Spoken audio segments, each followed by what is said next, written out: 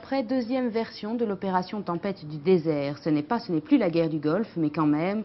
Depuis 16h15, voici surveillance du Sud. Les alliés, France, États-Unis et Grande-Bretagne, ont ouvert leur parapluie aérien au sud de l'Irak.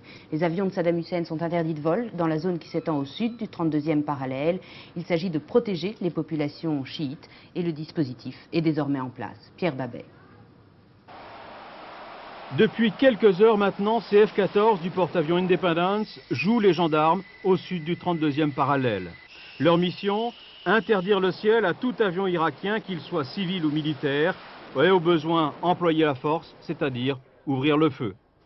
Ils seront rejoints par ces Tornados de la Royal Air Force, partis très tôt ce matin de leur base de Marham, au nord de Londres. Ces avions britanniques seront basés à Dharan, en Arabie Saoudite. En revanche, les 10 Mirage 2000 français inclus dans le dispositif Surveillance du Sud n'ont toujours pas quitté leur base d'Orange, mais une équipe technique de l'armée de l'air est déjà sur place pour évaluer les problèmes pratiques. Première réaction à Bagdad ce matin, celle de la rue.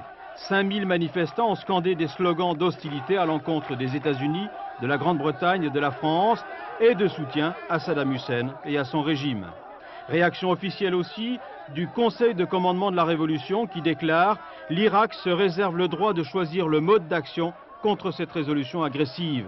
Mais Bagdad précise aussi ce soir que l'aviation n'enverra pas ses appareils au sud du 32e parallèle. La guerre dans l'ex-Yougoslavie et l'impuissance du monde. Alors que la conférence de Londres, nous y reviendrons dans un instant, se termine sur un quasi-échec, l'horreur s'ajoute à l'horreur à Sarajevo. Un obus est tombé ce matin sur une file d'attente, 9 morts et une vingtaine de blessés. Depuis le début de la conférence de Londres, la capitale bosniaque vit au rythme des bombardements qui font une trentaine de morts chaque jour et Sarajevo est aujourd'hui sans illusion. À Londres, effectivement, rien de spectaculaire. La conférence, sous l'égide des Nations Unies et de la communauté européenne, n'a pas su faire taire les armes en Bosnie et n'a pas envisagé d'action militaire massive. Quelques décisions quand même, comme l'augmentation du nombre des casques bleus ou un renforcement du blocus. À Londres, Jean-Paul Géroard. Dès qu'ils s'aventurent dehors, les sifflets et les cris de haine des manifestants bosniaques se déchaînent. Radovan Karadzic, le leader des Serbes de Bosnie, aura été la vedette ambiguë de la conférence. Exemple, cet après-midi, il a annoncé sa décision d'ouvrir unilatéralement les portes de tous ses camps de prisonniers et de regrouper son artillerie lourde pour la placer sous le contrôle de l'ONU. En fait, l'ouverture des camps aurait pour principal résultat de grossir le nombre de réfugiés et d'entériner la purification ethnique. Mais Radovan Karadzic affirme que ses motivations sont avant tout pacifiques. J'espère aussi que l'autre partie va libérer des Serbes et que nous allons prendre des mesures pour bâtir la confiance, pour se rapprocher et pour en finir avec cette guerre. Libérer les prisonniers, regrouper l'artillerie, les Serbes l'avaient déjà proposé et ça ne remet pas en cause leurs principaux objectifs. Faire du neuf avec du vieux, la tactique est claire, mais c'est aussi celle de la communauté internationale. Pas d'idées nouvelles, on n'a fait que renforcer des sanctions déjà en vigueur. Elles doivent être annoncées ce soir par le secrétaire général de l'ONU, Boutros Ghali, et par John Major. 6000 casques bleus supplémentaires pour protéger les convois humanitaires en Bosnie. Le déploiement d'observateurs de l'ONU chargés de contrôler l'embargo aux frontières de la Yougoslavie et le long de celle qui sépare la Serbie de la Bosnie. La création d'une cour pénale internationale chargée de juger les crimes de guerre sont parmi les mesures les plus souvent évoquées. Les organisateurs ont aussi l'espoir d'obtenir à l'arraché une reconnaissance mutuelle de la part des belligérants. Un premier pas obligatoire pour amorcer une réelle négociation de paix, c'est-à-dire l'essentiel, c'est-à-dire ce qui ne s'est toujours pas produit à Londres. L'UE, l'Union de l'Europe occidentale, va mettre 5000 hommes à la disposition de l'ONU en Bosnie. Fermeté des Occidentaux, on l'a vu, mais poursuite des combats. Le bilan de la conférence de Londres est donc plutôt négatif, même si personne n'a jamais été optimiste. L'analyse de notre envoyé spécial à Londres, Christian Mallard. Il ne faut pas se bercer d'illusions. Le problème de fond ne sera pas résolu et ce n'est pas demain que l'on va faire taire les canons. Alors ce soir, les Occidentaux essayent de se consoler, de sauver la face, en se disant qu'ils ont obtenu quelques concessions minimales de la part des Serbes qui, tout en dépit de l'embargo général auquel ils vont être soumis, ont toutes les raisons de se montrer satisfaits. 1. Ils ne céderont aucun pouce des territoires qu'ils ont conquis par la force. 2. Ils ne seront pas attaqués par les forces de l'ONU puisqu'ils ne s'opposeront pas à l'acheminement de l'aide humanitaire vers les différents camps de détention. Quant aux observateurs qui vont être envoyés aux frontières des pays limitrophes de l'ex-Yougoslavie pour procéder au renforcement de l'embargo, leur mission paraît impossible. Bref, on entérine indirectement le statu quo de l'impuissance. Effroyable, carnage, horreur, ce sont quelques-uns des titres de la presse algérienne. Aujourd'hui, l'Algérie est sous le choc au lendemain de l'attentat à la bombe contre l'aéroport d'Alger. 9 morts, plus d'une centaine de blessés. L'Algérie qui s'interroge sur les commanditaires et les exécutants de cet attentat. Les hypothèses avec Morad Aïtabouche. Ce soir, les hypothèses restent nombreuses, mais les plus sérieuses sont au nombre de 3. Première piste pour les enquêteurs, les extrémistes du Front islamique du salut. Plus précisément, la branche armée, le MIA, le mouvement islamique armé. Le Critère, journal du Fils, diffusé en France, reconnaissait officiellement le MIA et déclarait qu'il allait passer à la vitesse supérieure. Or, lundi dernier, 2 membres dirigeants de ce mouvement étaient expulsés de Paris vers Karachi au Pakistan. Les 2 attentats d'hier, visant directement les intérêts français, seraient-ils une réponse à ces expulsions? Des mesures de représailles qui sont en tout cas prises très au sérieux au plus haut niveau français. Deuxième piste, l'Iran.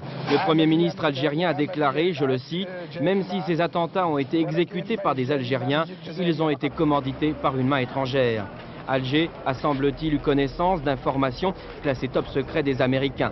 Le département d'État a en effet déconseillé à ses ressortissants tout voyage au Maghreb. Pourquoi? Selon nos sources, la CIA a averti ses homologues européens il y a moins d'un mois que 20 terroristes entraînés par les Iraniens étaient arrivés en Europe. Parmi eux, 8 Algériens. Ces hommes ont parfaitement pu se rendre en Algérie et s'attaquer non pas aux intérêts américains, mais français. Il existe en effet un contentieux entre la France et l'Iran, et ce depuis l'assassinat de Chapour Bakhtiar à Paris l'an dernier.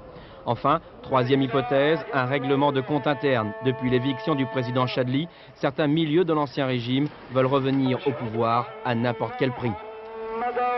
Maastricht, entrée en campagne aujourd'hui des ténors de l'opposition. Nous y reviendrons et avec nous ce soir, Édouard Balladur qui a signé la semaine dernière une tribune très remarquée dans Le Monde, un appel à voter oui. Depuis que les sondages, et celui commandé par FR3 à BVA l'a fait en premier, donnent le oui et le non à quasi-égalité, la campagne a pris un nouveau tour. Un nouveau sondage IFOP apporte quelques éclaircissements sur les motivations du front du refus. Pêle-mêle, on y trouve la crainte d'une Allemagne dominante, d'un recul de la protection sociale et d'une montée du chômage. Charles Sanviti. Maastricht, le grand frisson, vu sous l'angle économique, l'Union européenne semble inquiéter les Français. Plus de chômage en France, 56% des personnes interrogées le croient. Plus de difficultés pour l'agriculture, une majorité, 62% des Français, le croient aussi. Et au chapitre profits et pertes, pour eux, l'Allemagne va croître et embellir, et la France déchoir. Pessimisme en hausse, y compris sur le terrain social. Remboursement, retraite et soins, peau de chagrin, 51% des Français le pensent. Enfin, Maastricht, synonyme de frontières plus perméables, d'immigration plus forte, 52% des sondés le croient. Bref, à la veille du référendum, entre inquiétude et protestation, les Français semblent aujourd'hui penchés pour l'euroscepticisme. Les rentrées politiques. Michel Rocard donne le coup d'envoi des universités d'été. L'ancien Premier ministre pro-Maastricht assure à Quimper que le résultat du référendum ne modifiera pas le calendrier électoral. À cette première journée des clubs rocardiens convaincre, Daniel Sportiello. Une tribune de choix pour les partisans du oui à Maastricht, l'université d'été de Michel Rocard à Quimper. Encore sous le choc des derniers sondages qui donnent le non en tête. Les socialistes tentent de se ressaisir. Michel Rocard a bien l'intention de donner de sa personne dans la campagne référendaire. Et le candidat naturel des socialistes, loin de sembler vouloir brûler les étapes pour les élections présidentielles de 1995, a apporté un soutien remarqué au chef de l'État. Quels que soient les résultats du référendum, ils ne modifieront pas d'un iota la date des élections législatives ni la date de l'élection présidentielle. C'est clair, c'est certain. Et c'est conforme à la lecture de la Constitution que François Mitterrand a toujours appliquée. Même fermeté en ce qui concerne le conflit yougoslave. D'accord pour laisser jouer la diplomatie dans un premier temps, Michel Rocard préconise le recours à la force sous l'égide de l'ONU en cas d'échec de la conférence de Londres. Une attitude plus musclée donc que celle défendue jusqu'à présent par la France. Reste à savoir si les leaders socialistes attendus à Quimper se retrouveront sur la même longueur d'onde. Valéry Giscard d'Estaing est parti en campagne, lui aussi, et pour le oui, bien sûr. Comme Jacques Chirac, il condamne les partisans du non qui jouent sur le clavier de la peur et il invite le président du RPR à le rejoindre pour un meeting commun à Paris en septembre. À Saint-Florent-le-Vieil, Michel Lemerle. Bien discrète pendant l'été, la voix du oui s'amplifie. Valéry Giscard d'Estaing lançait aujourd'hui en Anjou son premier meeting de la campagne. L'UDF semble se réveiller un peu étonné en constatant que le non est prôné par moins d'une dizaine de ténors nationaux et que pourtant il fait un vacarme assourdissant. Constat, il n'est que temps pour les partisans du oui de sonner la charge. Je préfère la France qui dit oui à la France qui dit non. Je préfère la France courageuse à la France à laquelle on cherche à faire peur. Je préfère la France qui lance les grandes idées à la France qui cache derrière de grands mots de toutes petites ambitions. Désormais, à l'UDF, on est bien décidé à forcer la cadence, on tempête, on explique, et pour mieux se rassurer, on se raccroche au moindre symbole, par exemple une salle des mariages dans la modeste mairie de Saint-Florent-le-Vieil. Je ne sais pas où est la salle des mariages de Saint-Florent. Ici même. Ben, vous avez l'habitude de recevoir des couples, des jeunes couples, vous leur posez la question, et ils vous répondent oui. S'ils vous répondent non, c'est un drame. Au passage, Valéry Giscard d'Estaing, en présence des parlementaires RPR de la région, se félicite de l'entrée en campagne de Jacques Chirac dans le camp du oui. Il lui suggère même un meeting commun à la mi-septembre à Paris. Invitation lancée, réponse attendue. Alors, Édouard Balladur, bonsoir. Bonsoir. Cette réponse, est-ce que Jacques Chirac va accepter l'invitation de Valéry Giscard d'Estaing pour le 14 septembre? Je l'ignore, je l'apprends à l'instant même et grâce à vous. Ce que je peux dire, c'est que Jacques Chirac s'est depuis de longs mois, et moi aussi, prononcé pour une réponse positive au traité de Maastricht et à la ratification. Est-ce qu'il n'est pas trop tard, selon les sondages, pour une victoire du oui et pour une victoire de l'opposition unie? Je ne le crois pas. Je crois que ce qui importe, c'est de bien montrer aux Français quels sont les enjeux.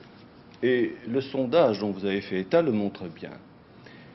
Les Français, d'abord, se demandent si la France va disparaître ou pas à cause de l'Europe. Bien entendu, pas. Et je suis de ceux qui souhaitent que la France demeure une nation maîtresse de son destin, et je prétends, je crois que je suis en mesure de démontrer que le traité d'Union européenne permet à la France de demeurer maîtresse de son destin. La deuxième chose, ils se disent, mais est-ce que l'Europe ne va pas, je l'ai noté pendant que vous en faisiez état, conduire à une Allemagne dominante? C'est le contraire qui est vrai.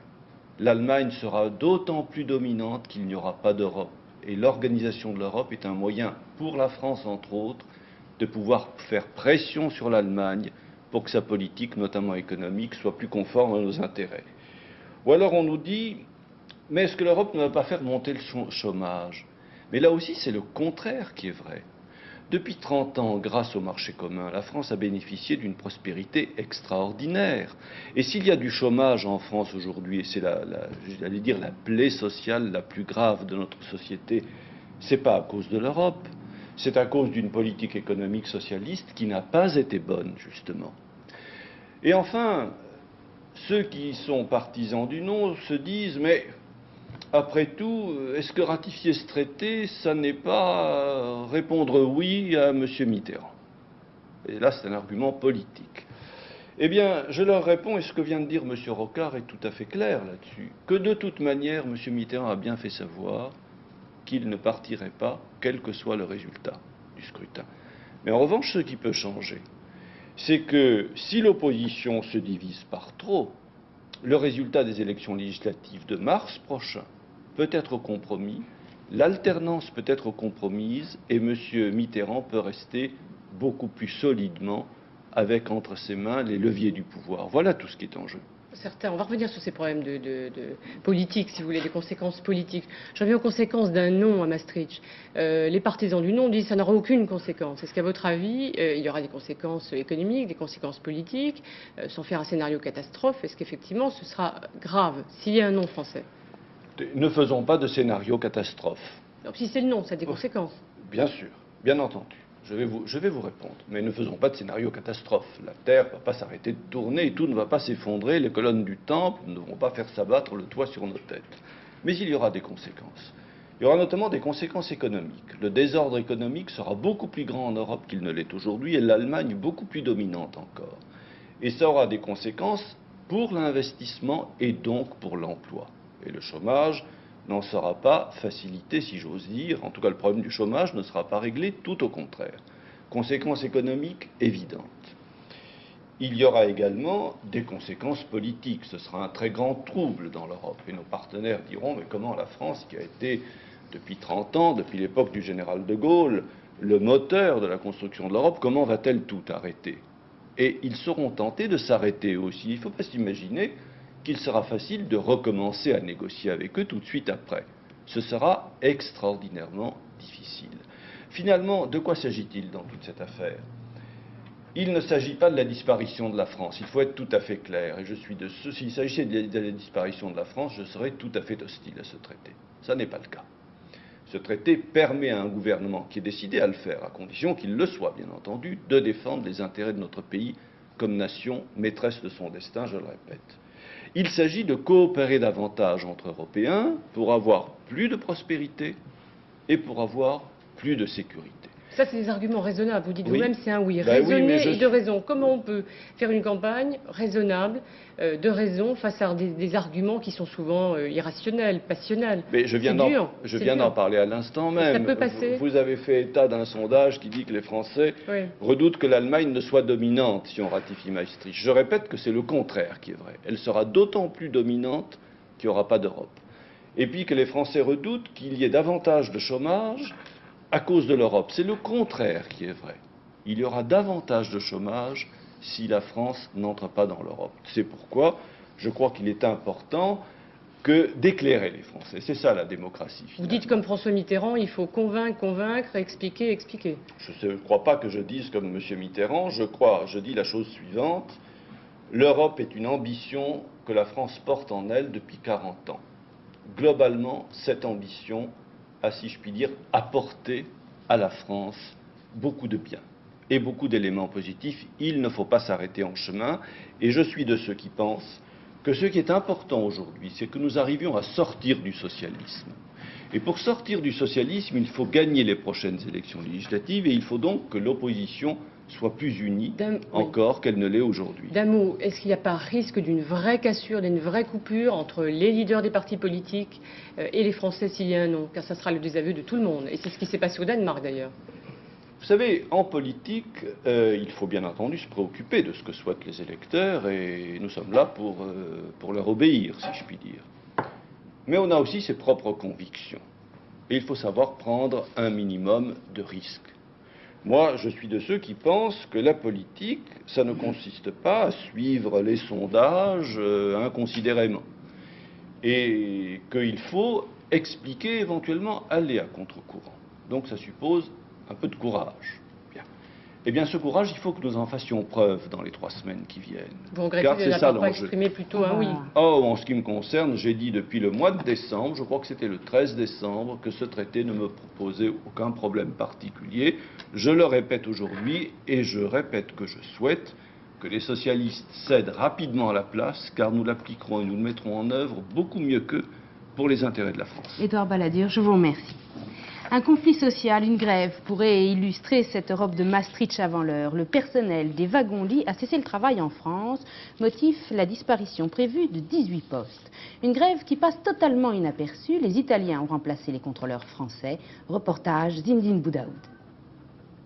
Opération contestation. Le Paris-Florence est taqué. Les voyageurs, italiens pour la plupart, vont pouvoir embarquer. Une surprise attend Giuseppe, Laura et les autres. Et il ne s'agit pas de la dernière trouvaille d'Euro Disney. Le personnel de la compagnie des wagons-lits est en grève depuis le 19 août et le conflit s'est envenimé depuis. Dès les premiers jours de la grève, la SNCF, certainement sous couvert de la plus haute direction, a demandé à être remplacée par les chemins de fer italiens. Et c'est la première fois que ça se produit. Alors si l'Europe de demain, c'est de faire remplacer par les travailleurs, des salariés de notre pays, ceux qui sont en grève dans un pays, je dis, nous avons le droit de nous inquiéter et d'avoir des interrogations sur l'après, disons le volet social du traité de Maastricht.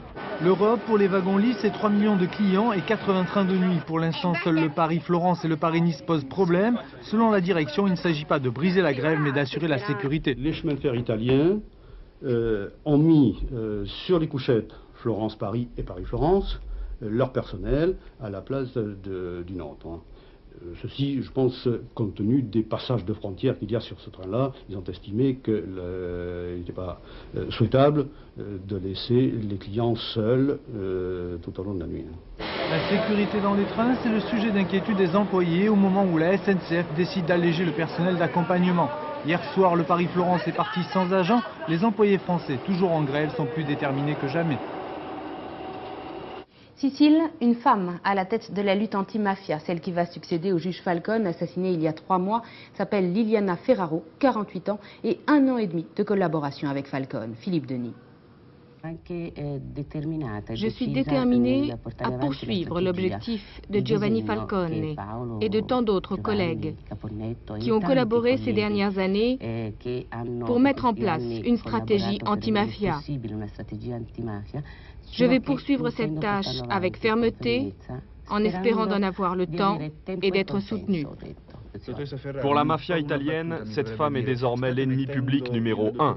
Divorcée, sans enfant, Liliana Ferraro a 48 ans. Elle en a passé 22 dans la magistrature. Contrairement au juge Giovanni Falcone, elle n'est pas sicilienne, mais napolitaine. Liliana Ferraro n'en est pas moins une spécialiste de la lutte anti-mafia. À ce titre, le juge Falcone la connaissait bien et l'appréciait. Il l'avait lui-même appelée à la direction de la division des affaires pénales, le quartier général des juges anti-mafia. En janvier 91, il lui avait confié la tête de son secrétariat. Depuis l'assassinat du juge le 23 mai dernier en Sicile, Liliana Ferraro assurait l'intérim au poste de directeur général. Sa nomination officielle ne fait qu'entériner une situation de fait. Elle devra travailler sur un nouveau code de procédure pénale et réorganiser les services anti-mafia. Liliana Ferraro est la première femme à occuper ce poste. Elle en connaît tous les risques.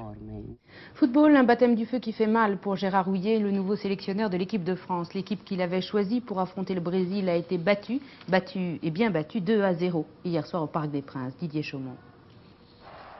Les Bleus de Gérard Houllier n'avaient pas choisi l'équipe la plus facile, l'une des 4 meilleures au monde pour effacer l'Euro 92.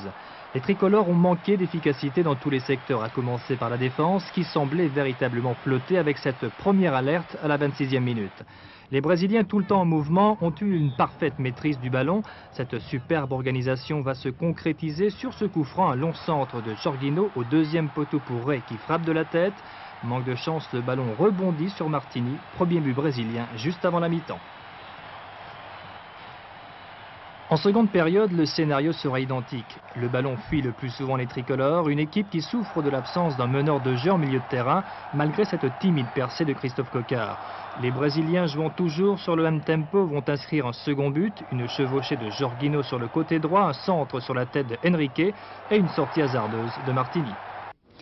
Voilà, fin de ce journal. Tout de suite, la météo complète de Michel Touré, puis à 20h15, la classe. Ensuite, Alien, le premier, de Ridley Scott avec Sigourney Weaver. Vous retrouverez l'information sur FR3 à 22h50 avec Soir 3 que vous présentera Marc Hautement. Je vous retrouve demain à 12h45 et à 19h. Bonsoir.